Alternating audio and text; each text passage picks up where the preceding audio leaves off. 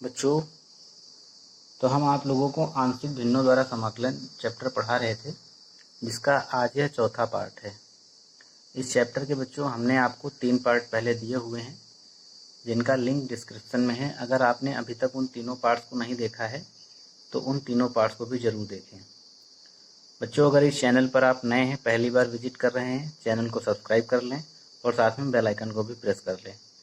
तो बच्चों, आज के इस चौथे पार्ट में हम इस चैप्टर के चौथे टाइप के ऊपर चर्चा करेंगे। ये जो चौथा टाइप है, ये भी अपने आप में एक बहुत ही महत्वपूर्ण टाइप है और बहुत आसान भी है। तो आप बिल्कुल भी घबराइएगा नहीं देख के कि काफ़ी लंबा चौड़ा लिखा हुआ है। बहुत ही इजी वे से भी इसका क्वेश्चन, इस टाइप के ऊपर जो क्वेश्चन होता है वो सॉल्व होता है। तो इस प्रकार के टाइप में किस प्रकार के प्रश्नों का नेचर रहता है, सभी बच्चे बहुत ध्यान से समझेंगे। टाइप 4 जो है वो कहता है कि यदि परिमेय फलन के अंश तथा हर में, जैसे मान लो परिमेय फलन क्या मतलब, जो अंश और हर के रूप में जो फलन लिखा होता है, फंक्शन लिखा होता है, उसी को हम परिमेय फलन यानी कि परिमेय फंक्शन, रेशनल फंक्शन कहते हैं। तो इनका कहने का मतलब ये है चौथे टाइप में कि यदि परिमेय फलन के अंश और हर में x समान घात का हो, यानी कि समघात हो, x कैसी हो, समघात की हो, तो आंशिक भिन्नों में तोड़ने के लिए हमें ये निम्न प्रक्रियाएं करनी पड़ती हैं। सबसे पहली प्रक्रिया रहती है कि जो एक्स स्क्वायर आपको दिया जाए क्वेश्चन में, उसके स्थान पर आप y रखें और एक्स स्क्वायर के स्थान पर जब आप y रख लेंगे, रखने के बाद में फिर आपको उसे आंशिक भिन्नों में ब्रेक करना रहेगा। जब आंशिक भिन्नों में वो ब्रेक हो जाएगा, तो ब्रेक होने के बाद में तुरंत आप जहाँ पर y आपने लेट किया था एक्स स्क्वायर को, वहाँ पर y के स्थान पर आप वही एक्स स्क्वायर वाली वैल्यू रख देंगे, एक्स स्क्वायर रख देंगे। इसके बाद में फिर आपको इंटीग्रेशन करना रहता है। तो ये 4 स्टेप हैं इसके। सबसे पहला स्टेप है बच्चों, एक्स स्क्वायर बराबर आपको y रखना है। इसके बाद में उसे आंशिक भिन्नों में ब्रेक करना है। आंशिक भिन्नों में ब्रेक करने के बाद में फिर y के प्लेस पे आपको फिर से एक्स स्क्वायर रख देना है और उसके बाद में फिर आपको बाद में इंटीग्रेशन करना है। सबसे लास्ट में आपको इंटीग्रेशन करना रहता है। तो जैसे ये क्वेश्चन आपको दिया गया है, मान लो इसी क्वेश्चन को आपको सॉल्व करना है, तो कैसे करेंगे, ध्यान से समझेंगे बच्चों। तो आप सबसे पहले वही पहला स्टेप क्या है कि एक्स स्क्वायर बराबर वाई रखें। तो लिखिए कि माना एक्स स्क्वायर बराबर में वाई। तो बताइए, ये जो एक्स स्क्वायर अपॉन में एक्स स्क्वायर प्लस 1 और 3x स्क्वायर प्लस 4 किसके बराबर हो जाएगा। एक्स स्क्वायर के प्लेस पे y रखेंगे तो y अपॉन में एक्स स्क्वायर के प्लेस पे y फिर प्लस 1, फिर यहाँ पर बच्चे हो जाएगा 3y प्लस में 4। अब आंशिक भिन्नों में जब एक्स स्क्वायर के प्लेस पे आप y रख देंगे, तो रखने के बाद में फिर आपको इसे आंशिक भिन्नों में ब्रेक करना रहेगा। तो लिखिए आप, अब y अपॉन y प्लस 1, अब माना 3y प्लस 4 बराबर, कैसे मानोगे बच्चों, नीचे के जो गुणनखंड हैं वो एक एक घात के हैं और दोनों डिफरेंट भी हैं। तो ये पहले टाइप के ऊपर चला जाएगा। पहला टाइप हमने बताया था आपको, a अपॉन में पहला गुणनखंड यानी कि a y प्लस 1 और b अपॉन में दूसरा गुणनखंड 3y प्लस 4। अब यहाँ से a और b की वैल्यू निकालेंगे इसको सॉल्व करके। इसे सॉल्व करना तो आपको आता ही है, काफ़ी आसान है और इसके ऊपर बेस्ट क्वेश्चन भी हमने आपको कई सारे करवाए हुए हैं। तो यहाँ पर क्या करेंगे, एलसीएम ले लेंगे। तो ये हो जाएगा y अपॉन में y plus 1 3y plus 4 equal में a का मल्टीप्लाई करेंगे इसके साथ तो a 3y plus 4 plus b का इसके साथ मल्टीप्लाई करेंगे तो by प्लस 1 और नीचे क्या एलसीएम रहेगा, यही एलसीएम रहेगा y प्लस 1 और 3y प्लस 4। ये और ये कैंसिल हो जाएगा बच्चों। तो y बराबर क्या आ जाएगा, a का इसके साथ मल्टीप्लाई करेंगे एक बार में, या फिर हमने आपको एक दूसरा तरीका और बताया था, उसके माध्यम से कराते हैं आपको। तो उसकी थोड़ा प्रैक्टिस भी हो जाएगी। a और b की वैल्यू निकालने के 2 तरीके हमने आपको बताए थे। दूसरा तरीका क्या है बच्चों, a के नीचे का जो गुणनखंड है उसको एक बार 0 के इक्वल करके y की या x की वैल्यू निकालिए। तो यहाँ पर y की वैल्यू क्या आएगी, -1। y की वैल्यू -1 जो है यहाँ पर रखने पर।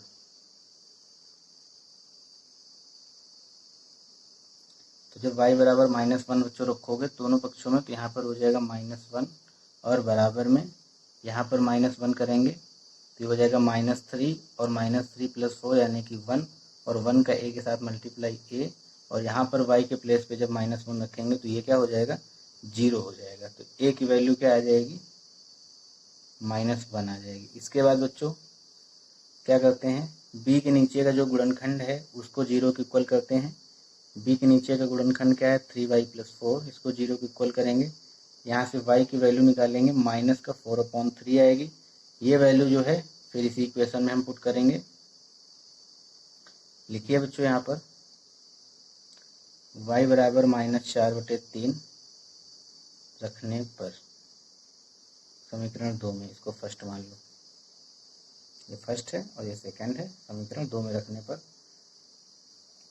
तो बच्चों जब यहाँ पर y बराबर -4/3 रखोगे क्या आएगा बताइए, ये हो जाएगा माइनस का 4/3 इक्वल में a, और यहाँ पर जब आप y के प्लेस पे -4/3 रखेंगे तो ये 0 हो जाएगा। कैसे देखिए, क्योंकि इसी को आपने 0 के इक्वल माना ही है। तो यहाँ पे y की वैल्यू जब आप -4/3 रखेंगे, चलो यहाँ समझ लेते हैं, 3 और y के प्लेस पे जब वैल्यू रखेंगे -4/3 और ये +4 है तो 3 से 3 कैंसिल हो जाएगा, -4 + 4 क्या बचेगा 0, यानी कि इसकी वैल्यू हो गई 0। और यहाँ पर क्या आएगा b -4/3 और +1 जब आप करेंगे तो ये क्या आएगा बच्चों -4, और ये इधर एलसीएम हो जाएगा तो +3/4 यानी कि -1/4, -1/4, 1 से 1 कैंसिल हो जाएगा।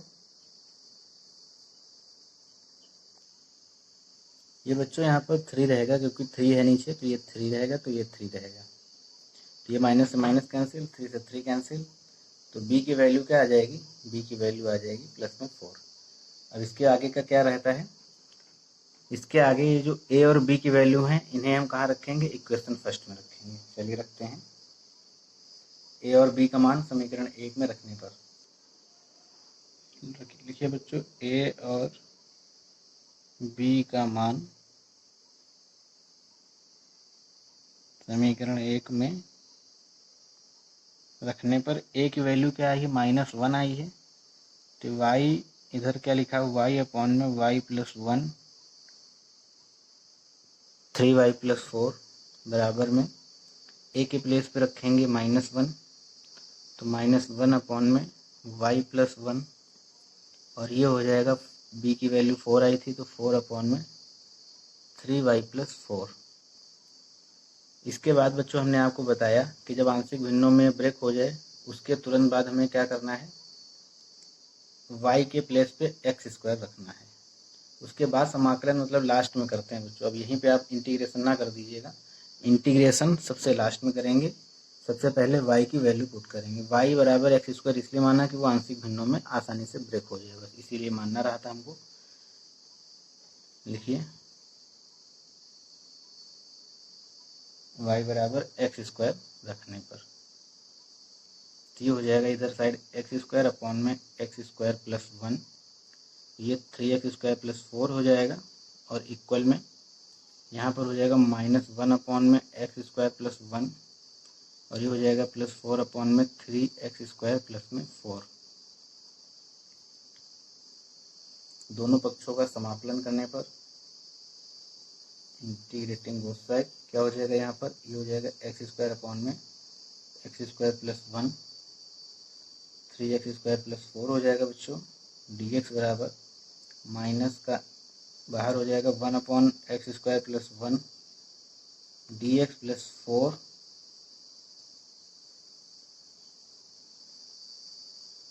अच्छा ये बच्चों फार्मूला बन जाएगा हमारा 1 इंटीग्रेशन 1 अपॉन a² + x² वाला tan 1 x अपॉन a का जो फार्मूला होता है वो वाला बच्चों ये फार्मूला बन जाएगा।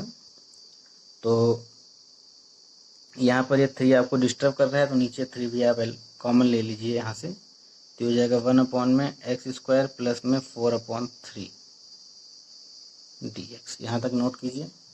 इसके आगे फिर आपको सिंपल सा इंटीग्रेशन करना है, वो भी बहुत आसान है। तो बच्चों ये लिखा हुआ था वहाँ पे अब इसका इंटीग्रेशन करेंगे तो ये आपका फार्मूला होता है, हमने आपको बताया हुआ है कि इंटीग्रेशन 1 में एक्स स्क्वायर प्लस ए स्क्वायर ये होता है tan इनवर्स एक्स अपॉन ए, ये फार्मूला होता है। तो यहाँ पर आप इसके प्लेस पे ए की प्लेस पे स्क्वायर के प्लेस पे 1 है, तब ये क्या हो जाएगा tan इनवर्स केवल x हो जाएगा और ये माइनस बाहर ऐसे ही रहेगा। 4/3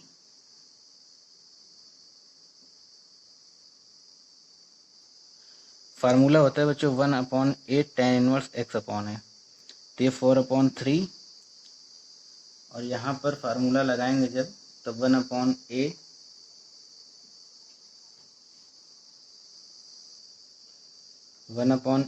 ए के प्लेस पे क्या है 2/√3 और tan इनवर्स x अपॉन है x के प्लेस पे तो x ही रहेगा, a के प्लेस पे 2/√3 प्लस c। तो बच्चों ये क्या हो जाएगा माइनस tan इनवर्स x और ये प्लस में 4/3 मल्टीप्लाई में ये पलट जाएगा तो √3/2 हो जाएगा और ये हो जाएगा tan इनवर्स, ये भी ऊपर चला जाएगा तो √3x/2 प्लस में c और इसे थोड़ा सा और सॉल्व कर लीजिए माइनस tan इनवर्स x 2 हो जाएगा ये और यहाँ पर बचेगा प्लस में 2/√3 tan इनवर्स √3x/2 प्लस में c। ये बच्चों आंसर है। आशा करते हैं सभी बच्चों को समझ में आया होगा। तो हम आपको फिर से बता दे रहे हैं क्या करना रहता है इस टाइप के प्रश्नों में। जब समघात हो अंश और हर में, सबसे पहले आप एक्स स्क्वायर बराबर क्या लेट करेंगे, वाई लेट करेंगे। एक्स स्क्वायर बराबर वाई लेट करने के बाद में इसको आंशिक भिन्नों में तोड़ेंगे, ब्रेक इन पार्शियल फ्रैक्शन। और इसके बाद में जब पार्शियल फ्रैक्शन इसको ब्रेक कर लेंगे तब आप तुरंत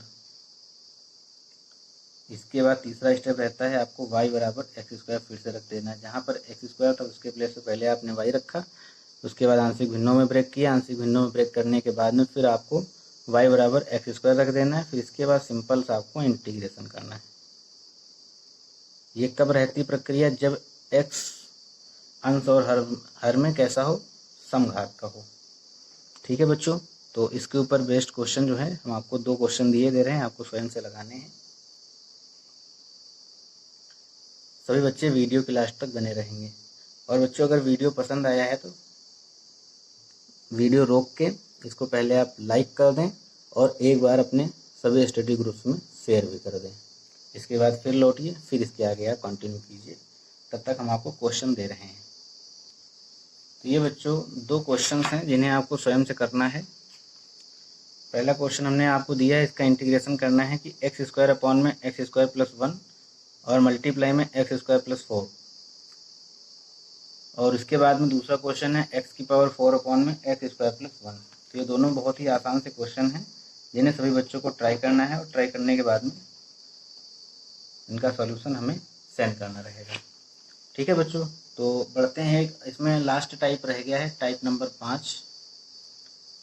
वो तो खैर बहुत ही आसान टाइप है, वो मिश्रित टाइप है। जो हमने आपको पढ़ाया हुआ है अभी तक उन्हीं के सबके ऊपर वो मिक्स रहता है। तो उसमें पहला काम एक ही करना रहता है कि उसमें आंशिक भिन्नों में ब्रेक करने से पहले हमें उसमें कुछ प्रतिस्थापित करना रहता है, उसमें कुछ अपनी तरफ से रखना रहता है। तो वो हेडिंग डाल लीजिए टाइप 5 में, ऐसे भिन्न जिनको प्रतिस्थापन के बाद आंशिक भिन्नों में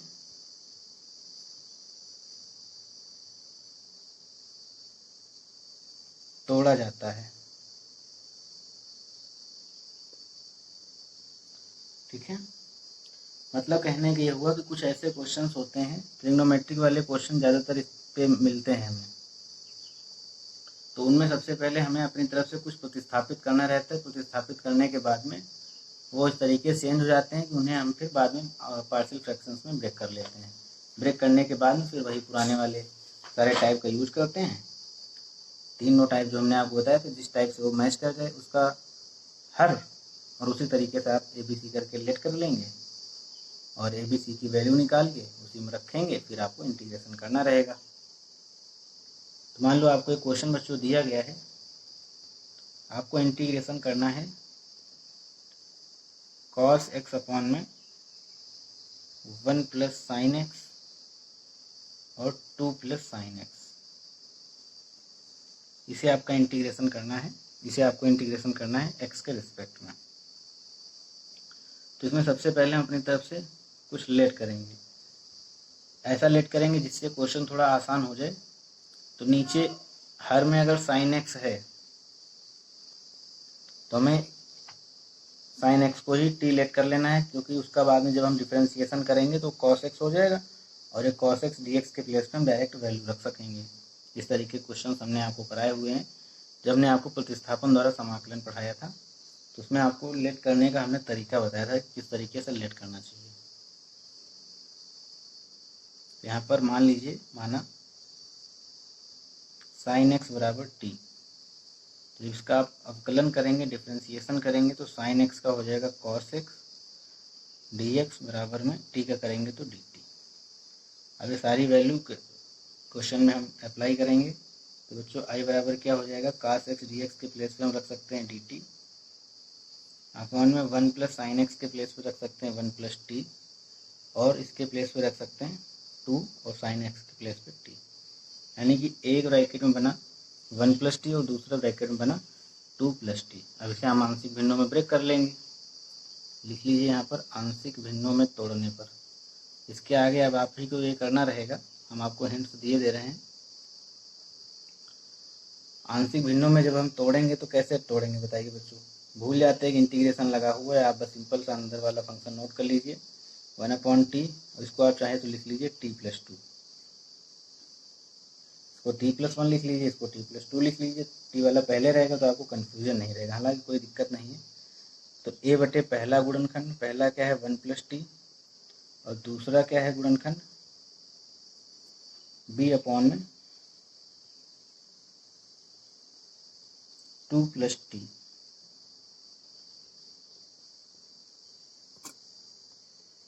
इसे बच्चों आंशिक भिन्नों के द्वारा जब आप सॉल्व करेंगे, सॉल्व करने पर a और b की जो वैल्यू है, a की वैल्यू आएगी 1 और b की वैल्यू आएगी -1। ये दो वैल्यू हमें मिलेंगी। इन्हीं वैल्यू को हम यहाँ पर पुट करेंगे। पुट करने के बाद में फिर आपको सिंपल सा इंटीग्रेशन कर देना रहेगा। इंटीग्रेशन करने के बाद में फिर बच्चों उसमें आप t की वैल्यू रख देंगे। चलिए हम आपको कंप्लीट करा दे रहे हैं ये क्वेश्चन। तो ये क्या हो जाएगा यहाँ पर 1 अपॉन में 1 प्लस टी, और ये b की वैल्यू -1 है तो -1 अपॉन में 2 प्लस 1, 2 प्लस टी। इंटीग्रेट कर दीजिए दोनों पक्षों का, तो ये हो जाएगा dt और ये भी हो जाएगा dt, और यहाँ पर हो जाएगा i। तो ये बच्चों क्या होगा 1/1 प्लस टी का log 1 प्लस टी,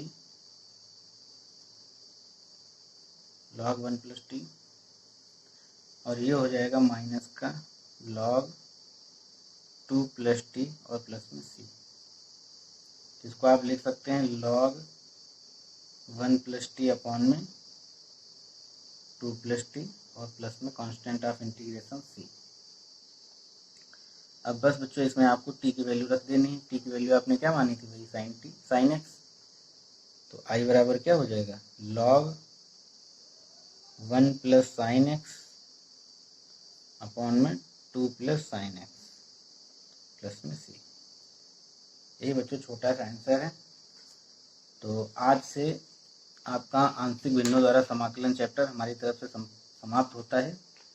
कल के पार्ट में हम आपको हर टाइप के ऊपर एक एक क्वेश्चन लेकर के एक दमदार प्रैक्टिस करा देंगे, और उन प्रश्नों को हम लेंगे कल के पार्ट में जो प्रश्न आपसे एग्जाम में हर बार पूछे भी जा चुके हैं, और जिनकी संभावना रहेगी जो पूछे जाएंगे आपसे, उन प्रश्नों को भी इसमें हम सम्मिलित करेंगे। तो अगला पार्ट जो रहेगा वो भी आपके लिए बहुत ही महत्वपूर्ण रहेगा, इसलिए नोटिफिकेशन मिलते ही बच्चों आप तुरंत उस पार्ट को भी सीन करेंगे। आज के पार्ट में बस यहीं तक। सभी बच्चों को बहुत बहुत धन्यवाद।